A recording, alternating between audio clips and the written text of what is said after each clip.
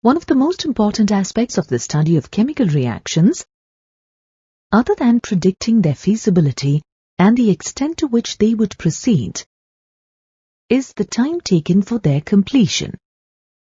That is, the rate of a chemical reaction. Let us understand this in detail. In our daily lives, we see various chemical reactions taking place. For example, the rusting of iron in the presence of humid air and the combustion of butane, the main component of LPG. While the rusting of iron is a very slow process and may take years, the burning of butane is instantaneous. There are some reactions which take place with a moderate speed. Photosynthesis is an example of a moderate reaction. Have you ever wondered why some reactions are slow while others are fast? Chemical kinetics is the part of physical chemistry that studies reaction rates and explains why certain reactions are instantaneous and others are not. It also describes the conditions by which reaction rates can be altered. Let us start with a simple definition of the rate of a chemical reaction. The term rate is often used to describe the change in a parameter that occurs per unit time. For example, the rate at which an aeroplane travels is the distance travelled per unit of time, such as kilometers per hour. In chemical kinetics, the rate of a chemical reaction is defined as the rate of decrease in the concentration of the reactant, or the rate of increase in the concentration of the product. Thus, the change in the concentration of the reactants or products with respect to time is called the rate of a reaction. In other words, the reaction rate or the rate of reaction specifies how fast a reaction takes place. Consider a simple reaction in which 1 mole of a reactant A produces 1 mole of product B. Let us assume that the volume of the system remains constant. Initially, that is, at the beginning of a reaction, the concentration of reactant A is maximum, while the concentration of product B is 0. As the reaction proceeds, the concentration of reactant A decreases, while the concentration of the product B increases. Let A1 and B1 be the concentrations of A and B respectively at time T1, and A2 and B2 be their concentrations at time T2. The decrease in the concentration of reactant A, delta A, during time interval delta T equal to T2 minus T1 is given as A2 minus A1. Similarly, the increase in the concentration of product B, delta B, is given as B2 minus B1 during time interval delta T. Using the definition of rate of chemical reaction, we get the rate of the given reaction as a decrease in the concentration of A minus delta A divided by time interval delta T. Now, delta A is a negative quantity since the concentration is decreasing with time. So we multiply it by -1 to make it a positive quantity, as the rate of a chemical reaction is always positive. Similarly, the rate of the given reaction is also given by the increase in the concentration of product B, delta B, divided by time interval delta T. In this case, delta B is a positive quantity since the concentration of the products always increases with time. Hence, we do not multiply the rate of reaction by a minus sign. However, the rate of reaction is not constant. It changes with time. The rate of disappearance of reactants gradually decreases with time as the reactants are consumed. And the rate of the appearance of products increases with time as the products are formed.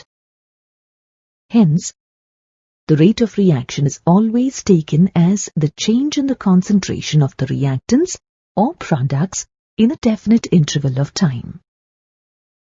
This is called the average rate of chemical reaction, which is given by this equation.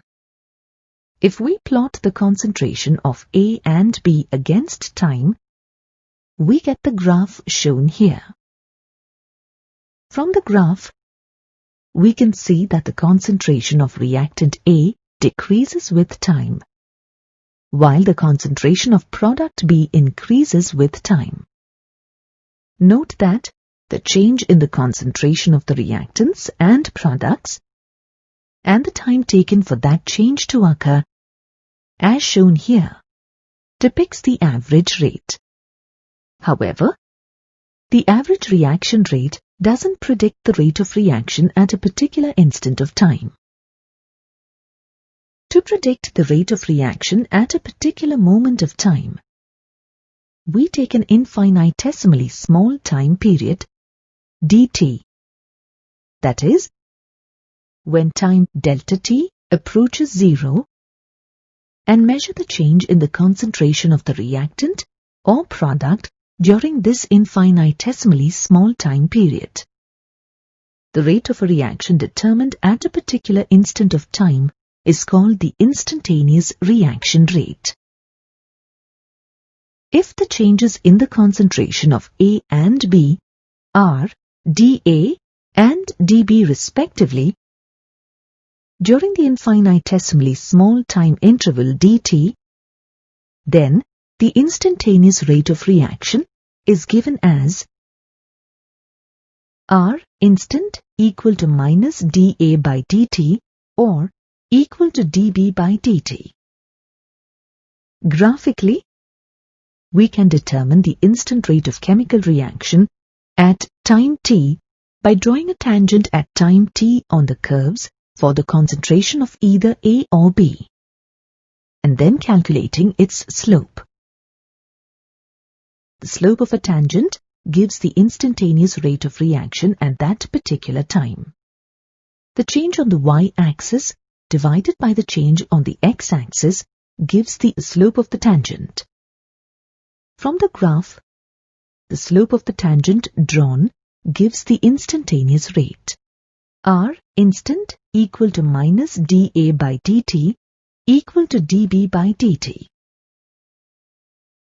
The rate of reaction may not be same with respect to all the reactants and products. It depends upon the stoichiometric coefficients of the reactants and the products in a balanced chemical equation. Let us consider the formation of hydrogen iodide from its constituents, hydrogen and iodine. The balanced equation for this reaction is shown here.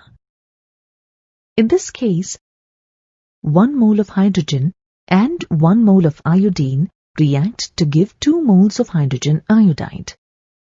That is, the rate of disappearance of hydrogen is equal to the rate of disappearance of iodine, and the rate of disappearance of hydrogen or iodine is equal to half of the rate of the appearance of hydrogen iodide. Hence, the rate for this reaction can be written as shown. Let us now consider a generic reaction, where the stoichiometric coefficients of the reactants and the products are different. Let's say m moles of A react with n moles of B to give O moles of C and P moles of D.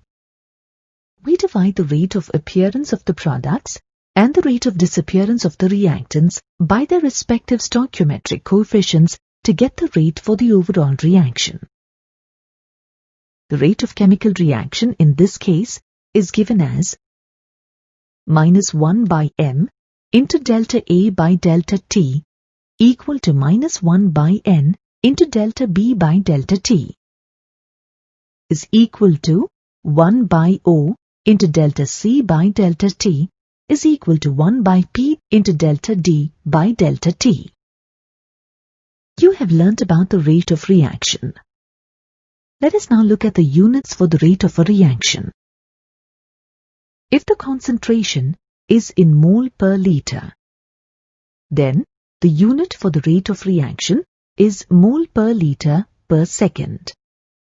For gaseous reactions, if the rate is expressed in terms of their partial pressures, that is, the rate of change in partial pressure of the reactant or the product, then the unit for the rate of reaction is atmosphere per second. You have already learned that the rate of a reaction decreases with a decrease in the concentration of the reactants. Thus, one of the factors that determine the rate of a reaction is the concentration of the reactants. The representation of the rate of a reaction in terms of the concentration of its reactants is known as the rate law. It is also called the rate equation or rate expression. It is important to note that we can determine the reaction rate in terms of the concentration of the reactants only by experimentally, and it cannot be determined from the balanced equation. Consider the reaction given here. Let's say m moles of A react with n moles of B to give O moles of C and P moles of D. We can write the rate law for this reaction as rate of reaction is directly proportional to the concentration of A raised to the power x multiplied by the concentration of B raised to the power y. By replacing the proportionality with proportionality constant K, the equation can be written as shown. The K in this equation represents the rate constant. The exponents x and y may or may not be equal to the stoichiometric coefficients m and n of the reactants A and B, respectively. This expression, which relates the rate and concentration of the reactants, is called the rate law or rate expression. Thus, rate law is the expression in which the rate of reaction is given in terms of the molar concentrations of the reactants, with each concentration being raised to some power that may or may not be the same as the stoichiometric coefficients of the reacting species in a balanced chemical equation. You know that the rate of a reaction with respect to the reactants is equal to minus dr by dt. Therefore, the equation can be written as minus dr by dt is equal to K multiplied by concentration of A raised to the power x multiplied by the concentration of B raised to the power y. This is known as a differential rate equation. In the given rate equation, x is the order of the reaction with respect to A, y is the order of the reaction with respect to B, and K is the rate constant. Also, x or y is usually a whole number integer, such as 1, 2, 3, or fractional. The sum of the exponents x and y gives the overall order of the reaction. Thus, the order of the reaction is defined as the sum of the powers of the concentration terms in the rate law.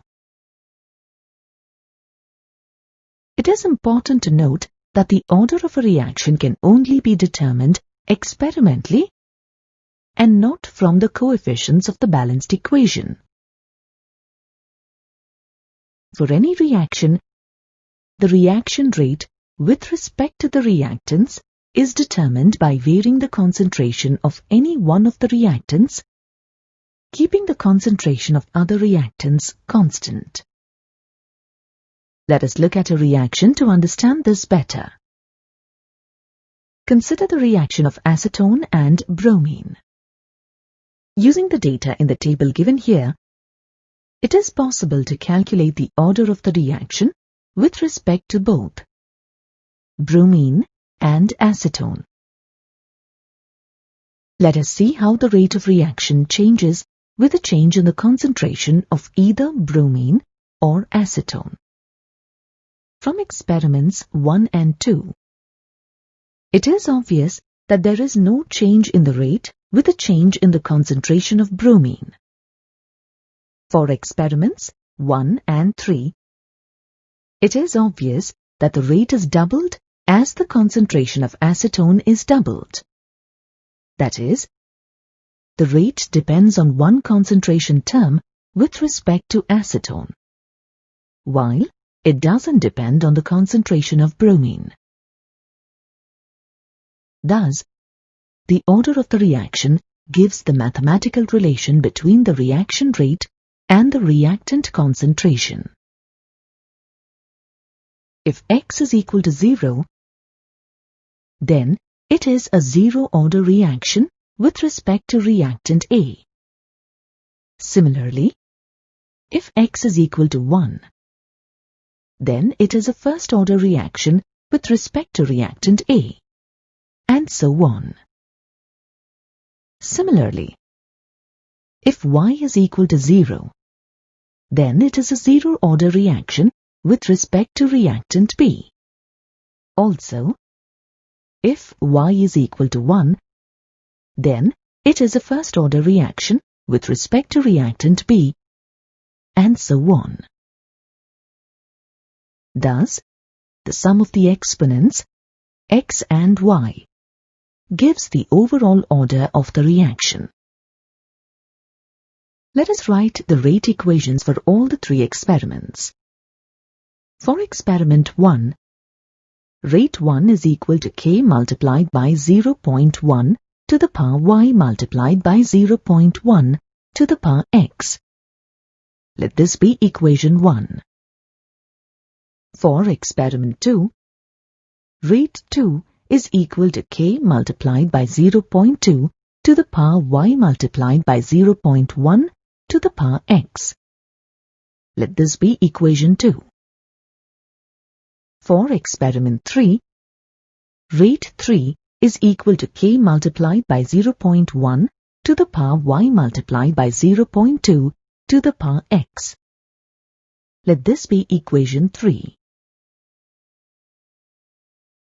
Dividing equation 2 by 1, we get rate 2 by rate 1 is equal to K multiplied by the concentration of bromine in experiment 2 to the power Y multiplied by the concentration of acetone to the power X, divided by K multiplied by the concentration of bromine in experiment 1 to the power Y multiplied by the concentration of acetone in experiment 1 to the power X.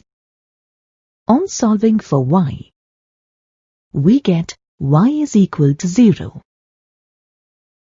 Therefore, the order of the reaction with respect to bromine is 0.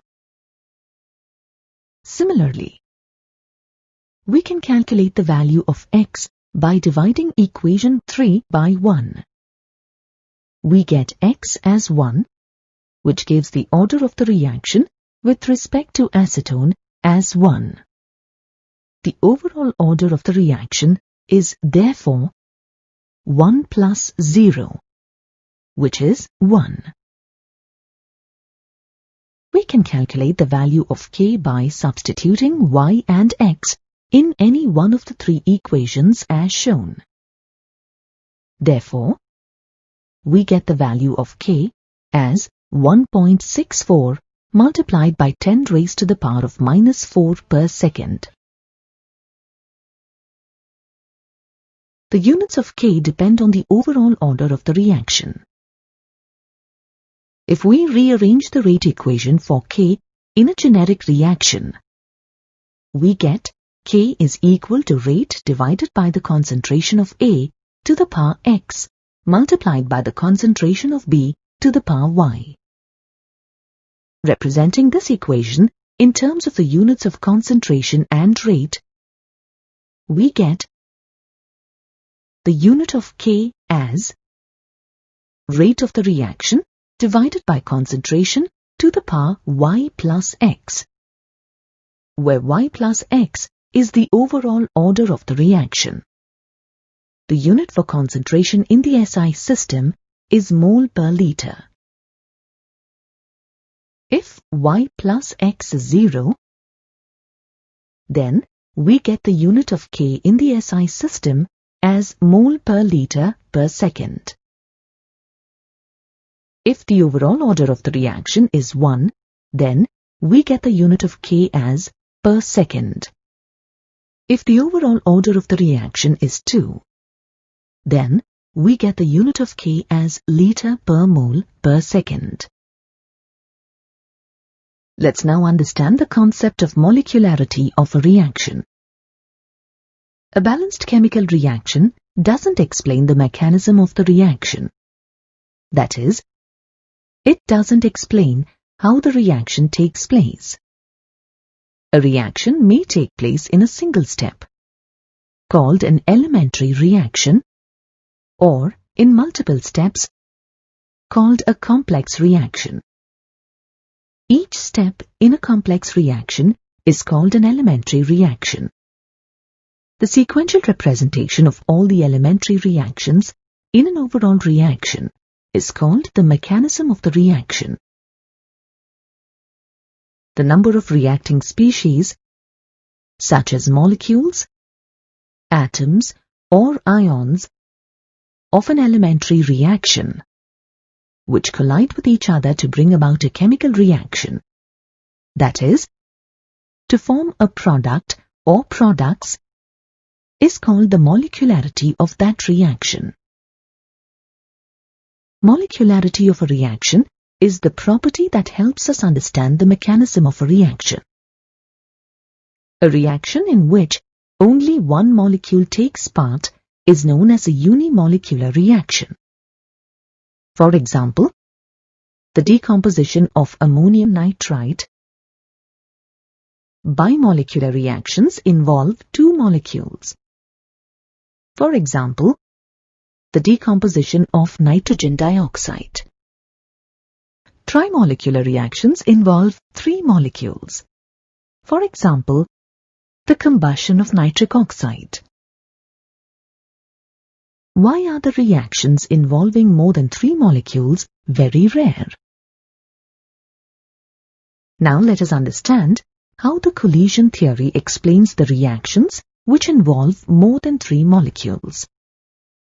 Collision theory states that as the number of reacting species or molecules increases, the probability of simultaneous collision of reacting molecules decreases. Therefore, the possibility of simultaneous collisions between four molecules is much less than the possibility of simultaneous collisions between three molecules. Hence, reactions involving more than three molecules are very rare. Therefore, the molecularity of a reaction cannot be more than 3. Reactions involving more than 3 molecules take place in several steps, and such reactions are called complex reactions. Note that the molecularity of a reaction that takes place in a single step is equal to the total number of reactant molecules involved in the balanced chemical reaction. Let us now move on to the mechanism of a complex reaction involving more than 3 molecules. Consider the reaction of hydrogen bromide with oxygen.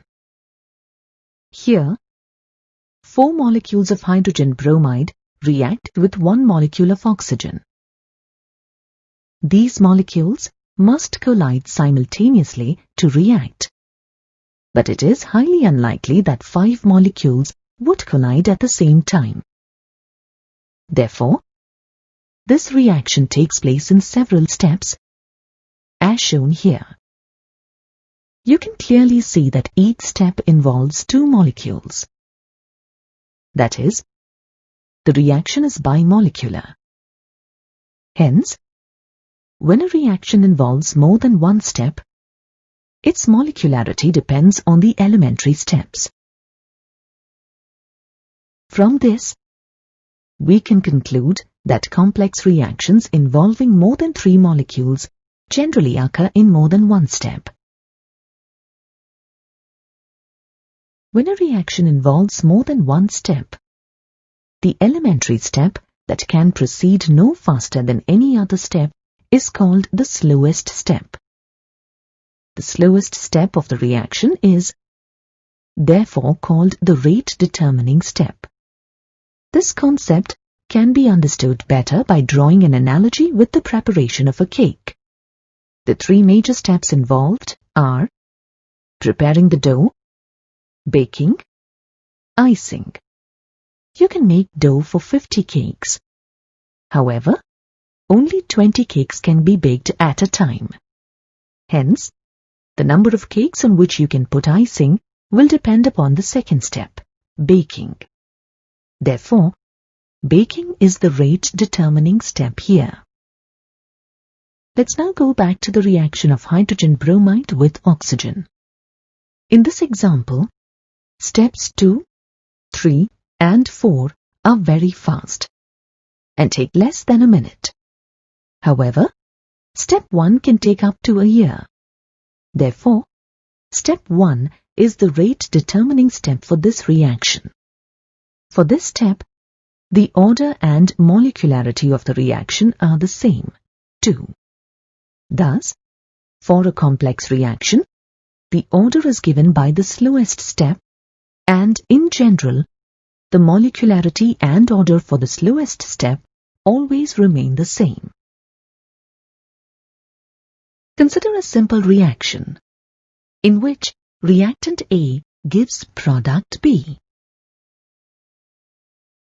Using the differential rate equation and rate law, we can write the rate of the reaction in terms of the rate of disappearance of reactant A as minus dA by dt equal to K into concentration of A to the power n,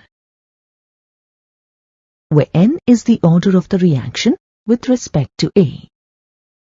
If the order of the reaction is 0, that is, if the rate of reaction doesn't depend on the concentration of the reactant, then n is equal to 0. Substituting n by 0 in the differential rate equation, we get minus dA by dt is equal to K, or dA is equal to minus K into dt. On integrating both the sides, we get concentration of A is equal to minus Kt plus C, where C is the constant of integration. Let this be equation 1. Let the initial concentration of reactant A be A0 at time t is equal to 0. Substituting the value of A0 at time t is equal to 0 in equation 1, we get C is equal to A0. Substituting this value of C in equation 1, we get concentration of A is equal to minus K into T plus concentration of A0. Let this be equation 2. If we plot this equation on the concentration of A versus time graph, we get a straight line with the y-intercept as the concentration of A0 and slope minus K. We can calculate the value of K by rearranging equation 2. Therefore, K is equal to A0 minus A divided by T. Now let us look at certain examples of zero-order reactions. In general, photochemical reactions, such as the formation of hydrogen chloride, and photosynthesis are zero-order reactions. Certain enzymatic reactions and the decomposition of gaseous ammonia in the presence of platinum catalyst at high pressure, and the thermal decomposition of hydrogen iodide on a gold surface are also examples of zero-order reactions. Let us now consider a first-order reaction. The reaction in which the rate of reaction is proportional to the first power of the concentration of the reactant is called a first-order reaction.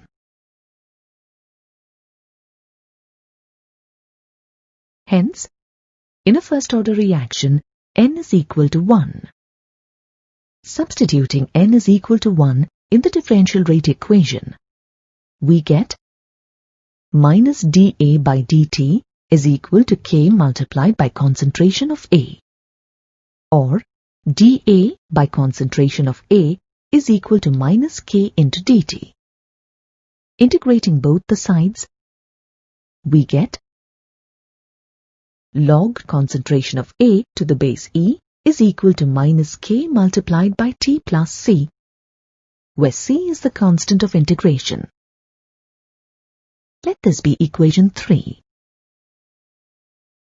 Let the concentration of reactant A be A0 at time t is equal to 0. Substituting the value of A0 at time t is equal to 0 in equation 3, we get C is equal to log concentration of A0 to the base E. Substituting this value of C in equation 3, we get log concentration of A to the base E is equal to minus K multiplied by T plus log concentration of A0 to the base E. Let this be equation 4. On rearranging this equation, we get K is equal to 1 divided by T log concentration of A0 divided by concentration of A to the base E. Since log to the base E is equal to 2.303 log to the base 10, this equation can also be written as K is equal to 2.303 divided by T multiplied by log concentration of A0 divided by concentration of A. This equation can be further rearranged as log concentration of A0 divided by concentration of A is equal to K multiplied by T divided by 2.303. Let this be equation 5. If the concentration of A is A1 at time t1, then we can represent equation 4 as log concentration of A1 to the base E equal to minus K multiplied by T1 plus log concentration of A0 to the base E. Similarly, if the concentration of A is A2 at time t2, we can represent equation 4 as log concentration of A2 to the base E is equal to minus K into T2 plus log concentration of A0 to the base E. We can also represent equation 4 as log concentration of A to the base E minus log concentration of A0 to the base E is equal to minus K multiplied by T, or log concentration of A divided by concentration of A0 to the base E equal to minus K into T. Taking antilog on both the sides, we get concentration of A is equal to concentration of A0 into E to the power minus KT. Let this be equation 6. If we plot equation 4 on graph, then we get a straight line with the y-intercept as log initial concentration of A0 to the base E and slope as minus K. If we plot equation 5 on a graph, we get the graph as shown here. Half-life period of a reaction is defined as the time taken for the concentration of a reactant to reduce to 1/2 of its initial concentration. Let's consider a simple reaction. If this reaction is of zero order, then the concentration of A is given by A is equal to minus K multiplied by T plus concentration of A naught. Let T1/2 be the time in which the concentration of reactant A reduces to 1/2, which is equal to concentration of A naught by 2. Substituting the value of concentration of A and T in the given equation, we get concentration of A naught by 2 is equal to minus K multiplied by T1/2 plus A naught. Calculating for T1/2, we get T1/2 is equal to A naught by 2K. From this equation, we can conclude that the half-life period for a zero-order reaction is directly proportional to the initial concentration of the reactants. Let us now calculate the value of T1/2 for a first-order reaction. For a first-order reaction, the half-life period is directly calculated from the rate constant K, given by K equal to 2.303 divided by T multiplied by log concentration of A naught divided by concentration of A. Let T1/2 be the time in which the concentration of reactant A reduces to 1/2, which is equal to concentration of A naught by 2.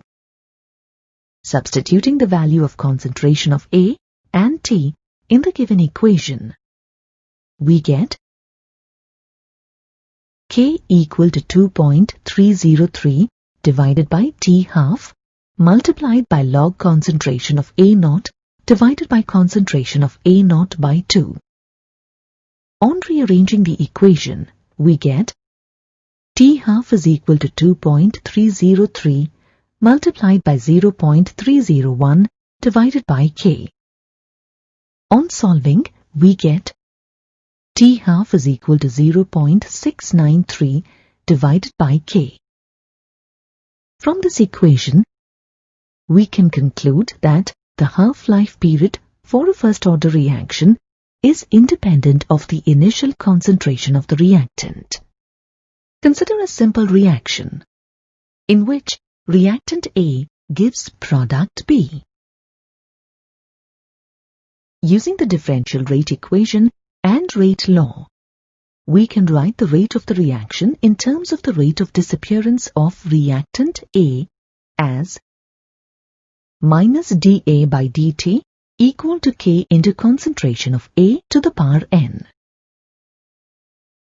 where n is the order of the reaction with respect to A. If the order of the reaction is 0, that is, if the rate of reaction doesn't depend on the concentration of the reactant, then n is equal to 0. Substituting n by 0 in the differential rate equation, we get minus dA by dt is equal to K, or dA is equal to minus K into dt. On integrating both the sides, we get concentration of A is equal to minus Kt plus C, where C is the constant of integration. Let this be equation 1. Let the initial concentration of reactant A be A naught at time t is equal to 0. Substituting the value of A naught at time t is equal to 0 in equation 1, we get C is equal to A naught. Substituting this value of C in equation 1, we get concentration of A is equal to minus K into T plus concentration of A naught. Let this be equation 2. If we plot this equation on the concentration of A versus time graph, we get a straight line with the y-intercept as the concentration of A0 and slope minus k. We can calculate the value of k by rearranging equation 2. Therefore, k is equal to A0 minus A divided by T. Now let us look at certain examples of zero-order reactions. In general, photochemical reactions such as the formation of hydrogen chloride and photosynthesis are zero-order reactions. Certain enzymatic reactions and the decomposition of gaseous ammonia in the presence of platinum catalyst at high pressure and the thermal decomposition of hydrogen iodide on a gold surface are also examples of zero-order reactions. Let us now consider a first-order reaction. The reaction in which the rate of reaction is proportional to the first power of the concentration of the reactant is called a first-order reaction.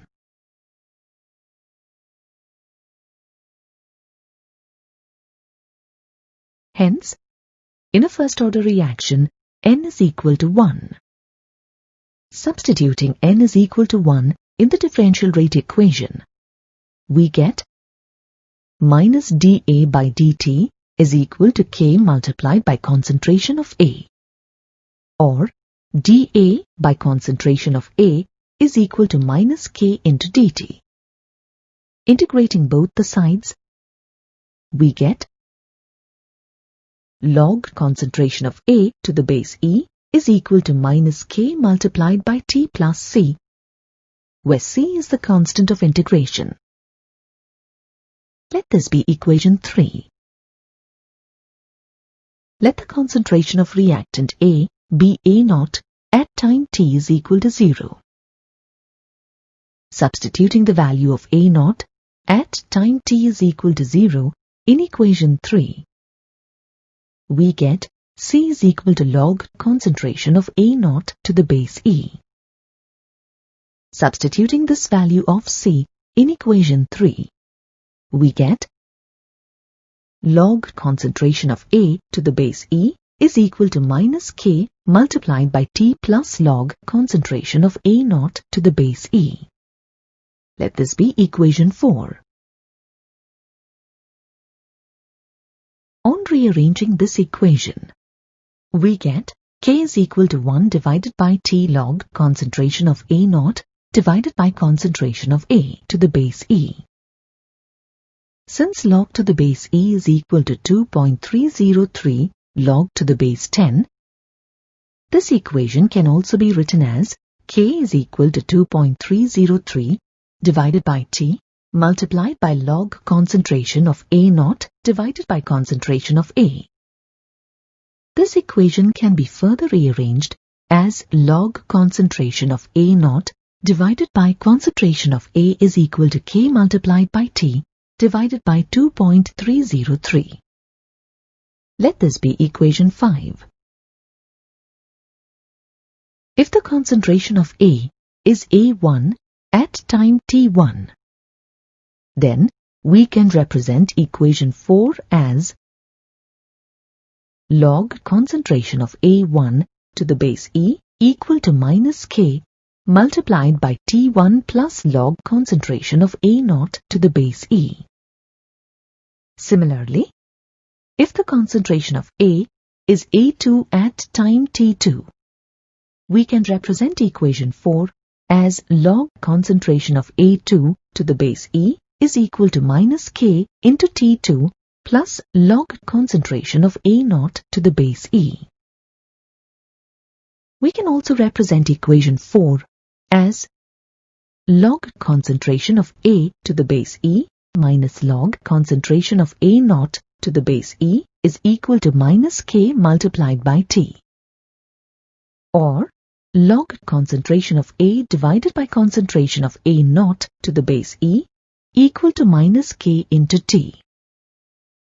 Taking antilog on both the sides, we get concentration of A is equal to concentration of A0 into E to the power minus KT. Let this be equation 6. If we plot equation 4 on graph, then we get a straight line with the y-intercept as log initial concentration of A naught to the base E and slope as minus k. If we plot equation 5 on a graph, we get the graph as shown here.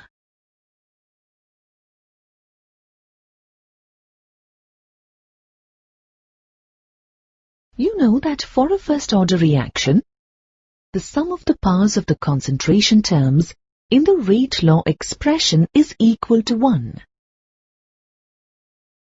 The decomposition of nitrogen pentoxide and nitrous oxide are examples of first-order reactions.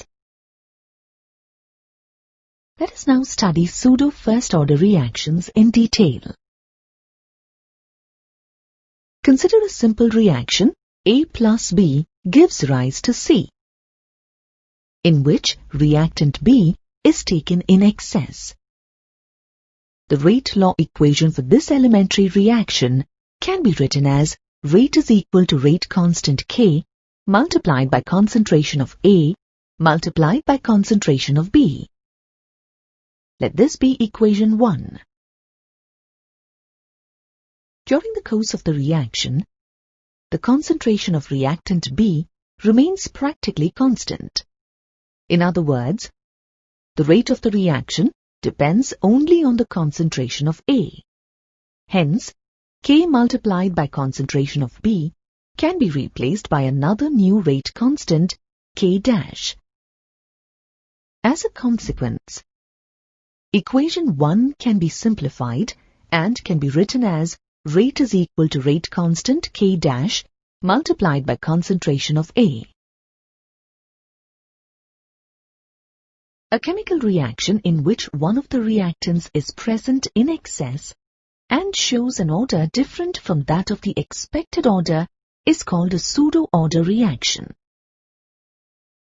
The reaction is bimolecular, but still the rate of the reaction depends only on one concentration term.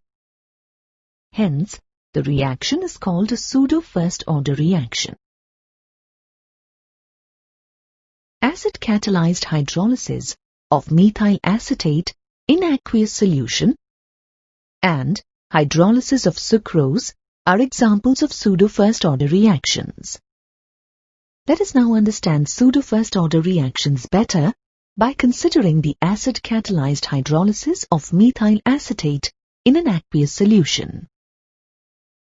Methyl acetate undergoes acidic hydrolysis to form acetic acid and methyl alcohol, as represented by the equation here. The rate equation for this reaction is rate constant K multiplied by concentration of methyl acetate multiplied by concentration of water. Let this be equation 2. Let the initial concentration of methyl acetate be X moles per liter, while that of water be Y moles per liter at time t is equal to 0. After hydrolysis, let the concentration of both acetic acid and methyl alcohol be X moles per liter each, while that of water be Y minus X moles per liter, where X is very, very small as compared to Y. You can see from the data that the concentration of water is not altered much during the course of the reaction. Hence, in equation 2, the concentration of water, which practically remains constant, is multiplied by rate constant K to obtain a new rate constant K dash. As a consequence, equation 2 can be simplified and written as rate is equal to new rate constant K dash multiplied by concentration of methyl acetate.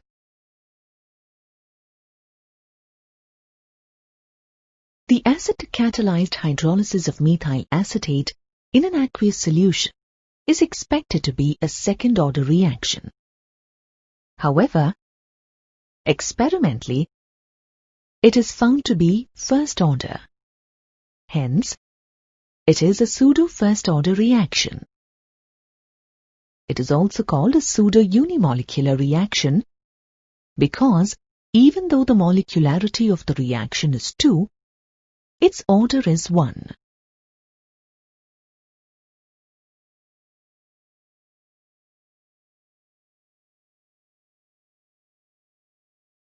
Now, try to write the rate equation for the hydrolysis of sucrose and account for the fact that it is a pseudo-first order reaction. You know that sucrose, on hydrolysis in the presence of a dilute mineral acid, gives glucose and fructose. Excessive water is used for the reaction, and hence, the concentration of water practically remains constant. As a result, the rate equation can be written as rate is equal to new rate constant K dash multiplied by concentration of sucrose. Since the rate of reaction depends only on one concentration term, it is a pseudo-first order reaction. Let us now solve a numerical problem. Here is the data obtained on hydrolysis of methyl acetate at 298 Kelvin in 0.25 normal hydrochloric acid. Establish that it is a pseudo-first order reaction. Also calculate the half-life period for the reaction. In the first step, write the integrated rate equation for the first order reaction as shown here. Next, calculate the initial concentration and the concentration of the ester, that is, methyl acetate, at the given intervals of time by using the given data.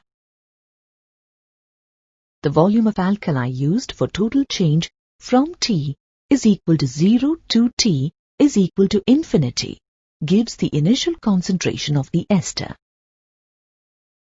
Hence, the initial concentration of methyl acetate is 47.15 minus 24.36, which is equal to 22.79 milliliter. Similarly, the concentration of methyl acetate at 4500 seconds is 17.83 milliliter. And at 7140 seconds is 15.43 milliliter. Now substitute the values of A minus X and T in rate equation. On solving, we get the values of K fairly constant at the two different intervals of time.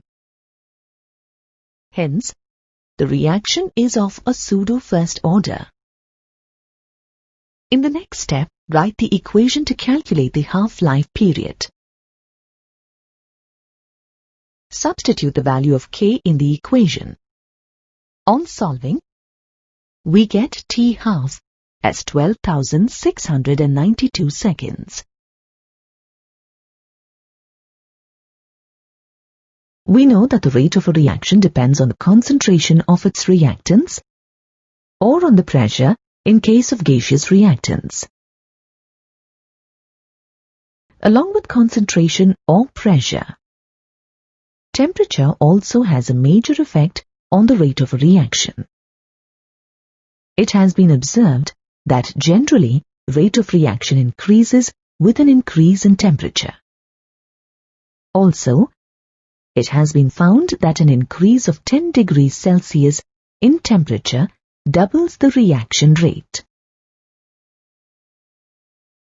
The dependence of the rate of a chemical reaction on temperature can be explained using the Arrhenius equation.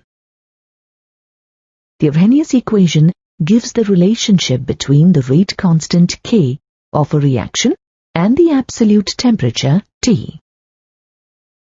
It is defined as K is equal to A multiplied by e to the power minus EA divided by RT, where K is the rate constant A is the frequency factor, which is a constant specific to a particular reaction. EA is the activation energy. R is the gas constant. And T is the absolute temperature.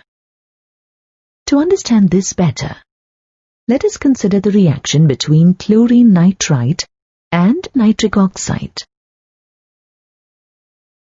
In this reaction, a chlorine atom is transferred from one molecule of chlorine nitrite to a molecule of nitric oxide.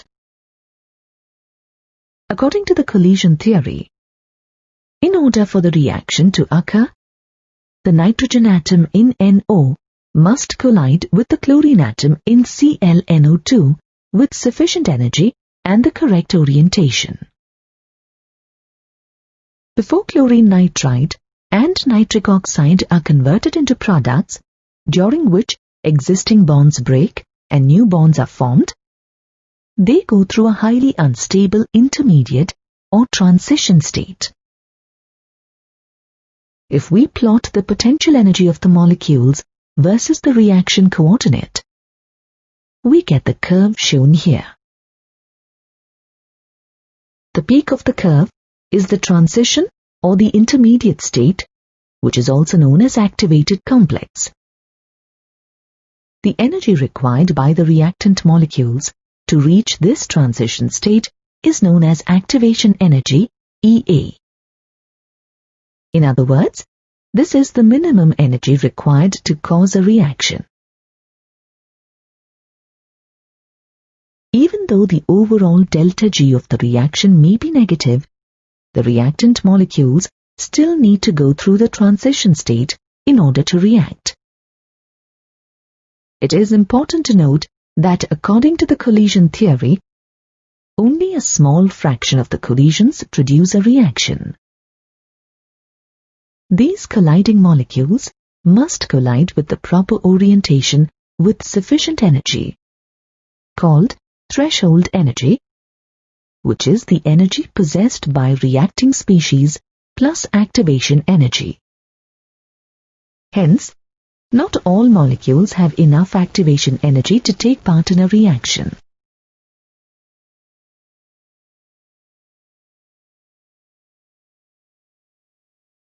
If we plot the fraction of molecules with the given kinetic energy, we get the Boltzmann-Maxwell distribution curve shown here.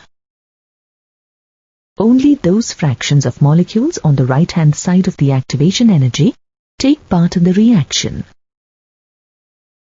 As the temperature of the system increases, the peak of the curve moves to a higher energy value, and the curve broadens out to the right, such that there are a greater number of molecules with much higher energy.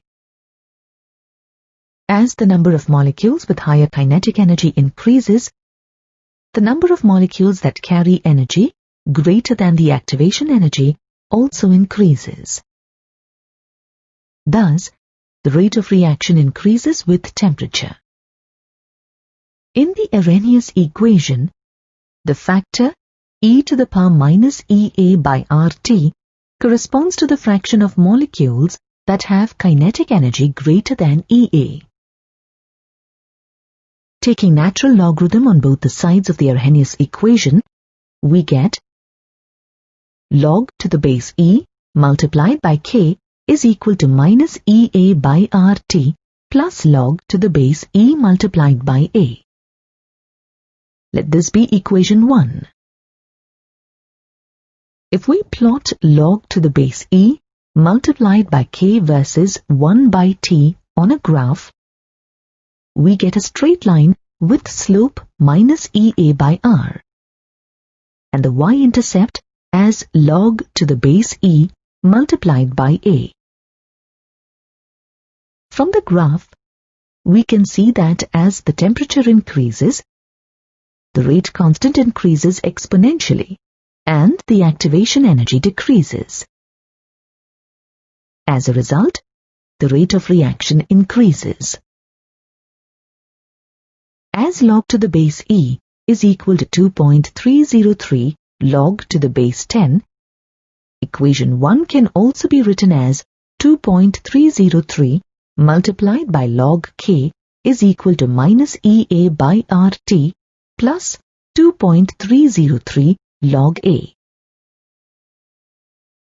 On dividing this equation by 2.303 on both the sides, we get log K is equal to minus EA divided by 2.303 RT plus log A. Let this be equation 2. At temperature T1 and T2, equation 2 becomes log K1 is equal to minus EA divided by 2.303 RT1 plus log A. And we get log K2 is equal to minus EA divided by 2.303 RT2 plus log A. Let these equations be 2A and 2B respectively.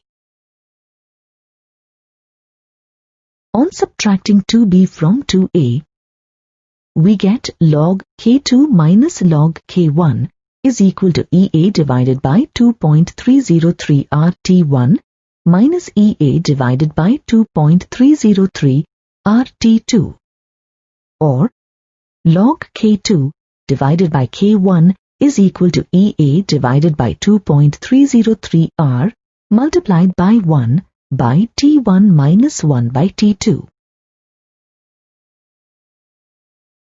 Thus, the Arrhenius equation can be used to calculate the activation energy at different temperatures if the experimental values of the rate constants are known. Now let us solve a numerical problem. The rate constants of a reaction at 823 Kelvin and 898 Kelvin are 1.1 liters per mole and 6.4 liters per mole respectively. Calculate the energy of activation.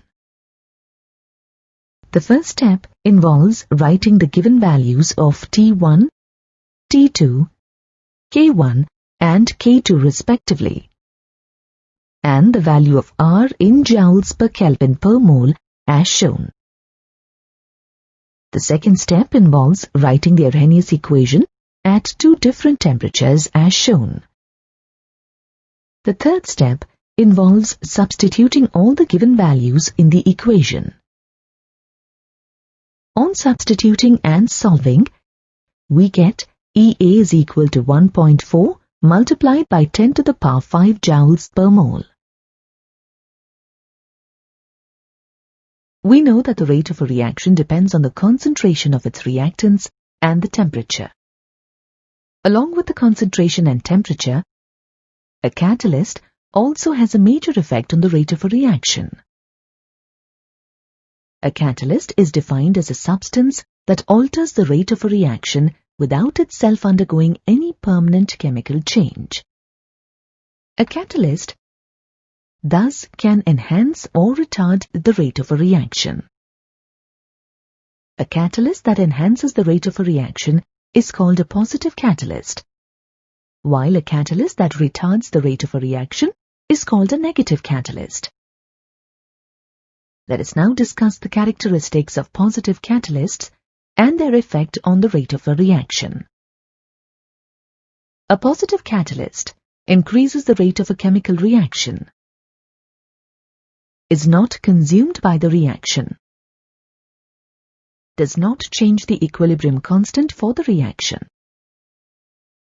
That is, it shortens the time required to establish equilibrium, but doesn't affect the final position of the equilibrium.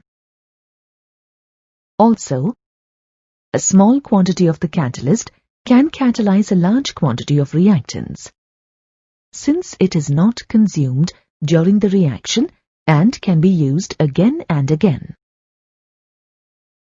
You will understand this better with an example. The hydrogenation of ethene in the presence of nickel yields ethane. In this reaction, nickel acts as a catalyst.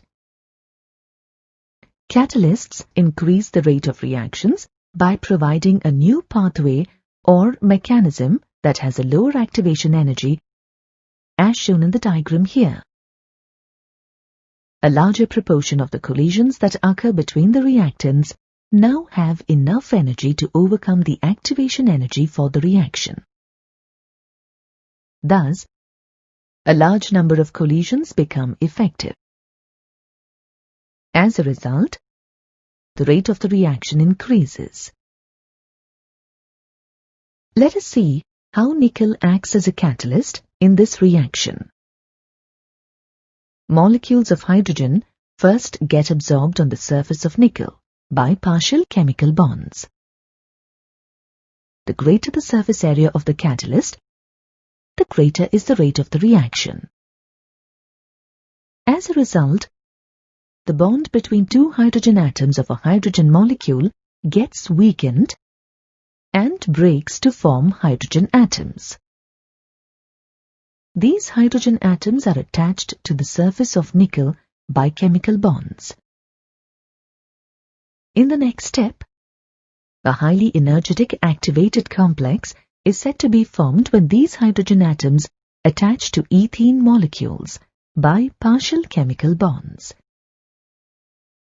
The highly unstable activated complex further dissociates to form molecules of ethane and the free catalyst. Thus, a catalyst increases the rate of a reaction. Now let us arrive at the modified Arrhenius equation on the basis of the collision theory of chemical reactions.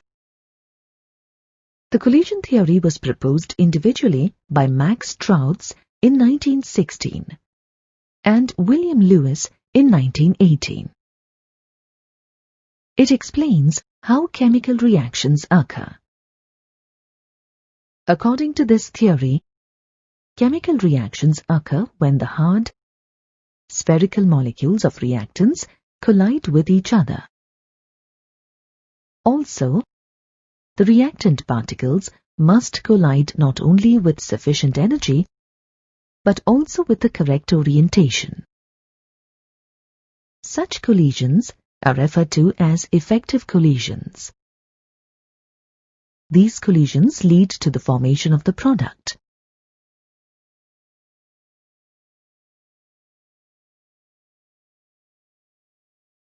To understand this better, consider the collisions with sufficient energy with different orientations between ethyl bromide and hydroxide ion. The collisions in case of B with proper orientation result in the formation of the product ethyl alcohol. The rate constant for a simple biomolecular reaction, as predicted by the collision theory, is K is equal to ZAB multiplied by e to the power minus EA by RT, where ZAB is the collision frequency of reactants A and B, and e to the power minus EA by RT is the fraction of the molecules with activation energy greater than EA. The Z in this equation can be compared to the factor A in the Arrhenius equation. Since all the collisions do not lead to the formation of products, another factor called steric factor, P, is introduced in the collision theory to account for effective collisions. P refers to the collisions between molecules with the proper orientation. Taking the steric factor into consideration, the Arrhenius equation can be modified to K is equal to P multiplied by ZAB multiplied by e to the power minus EA by RT. Thus, in the collision theory, the activation energy and proper orientation of the molecules together determine the criteria for an effective collision, and, therefore, the rate of a chemical reaction.